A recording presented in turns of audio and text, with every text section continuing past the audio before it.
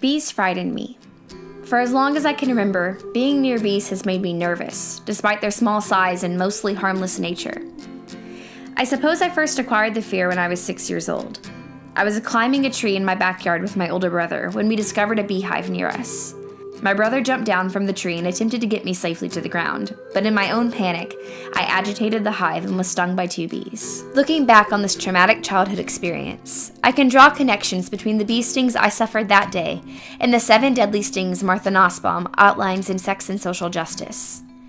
Nussbaum discusses the 7 ways in which people, most often women, are treated as objects rather than human beings, being stung, if you will. The 7 stings are as follows. They are treated as instruments, as if they lacked autonomy, as if they could be violated, as if they were interchangeable with others, as if they could be owned, as if they lacked subjectivity, and as if they were merely inert objects.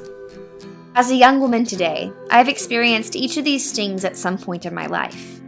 There have been times when I have felt like my thoughts and opinions have been looked over in academic settings due to my gender. There have been times when men with whom I've been in relationships have tried to control my actions through emotional manipulation, believing I should not make decisions for myself because I belonged to them. There have been times when I've had to face the painful reality that to some men, I am not special. I am just another girl. There have been times when men have believed it was okay to take advantage of my physical or emotional state, freely violating my personal boundaries and treating me as a sexual object. However, rather than letting these stings discourage me and keep me down, I continue to fight for my voice as a woman and, more importantly, as a human to be heard. As singer-songwriter Tao Wen puts it, we brave bee stings and all.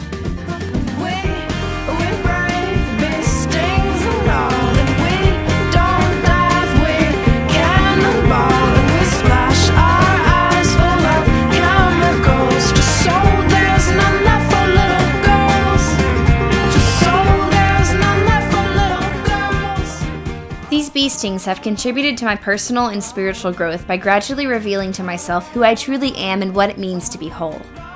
I've realized that I am strong, that I can think independently, and that the most important part of developing my own self-identity is that I like the person that I am. In Roger S. Gottlieb's Spirituality, What It Is and Why It Matters, he discusses spirituality and political activism.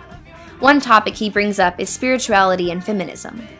Gottlieb addresses the long-held notion that spiritual life is in the man's sphere, while domestic life falls in the women's sphere. He contends that this belief excludes women from the deeply beneficial aspects of spiritual life, and that as a society, we must recognize that men and women are equally capable of loving God, developing mindfulness, and seeing the value of nature. Gottlieb's argument comes forward in opposition to the 7 deadly stings. Women have been oppressed and stung for centuries by those in higher positions of power, and her roles have been defined by her oppressors. However, Gottlieb argues that women are very capable of being spiritual leaders and can amount to far more than only cooking, cleaning, and child rearing. I believe a minority group that suffers perhaps the greatest from the 7 deadly stings is Muslim women. In the Islamic faith, it is custom for women to veil themselves with a hijab. However, these women very often find themselves the victims of prejudice of Western cultures. Muslim women are mocked, insulted, and even assaulted as a result of their faith and personal choice to veil themselves. They are also often stereotyped as all being Middle Eastern women with brown skin and dark hair covered by the hijab, a stereotype artist Mary Chuddick seeks to dismiss through her enamel on copper work, Veiled.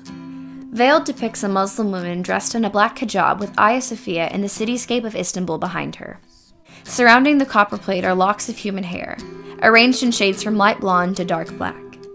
These locks of hair embody the diversity of women represented in the Islamic faith and in the city of Istanbul. Chuddick argues through her artwork that Muslim women are not interchangeable and that every woman is unique. Bees still frighten me.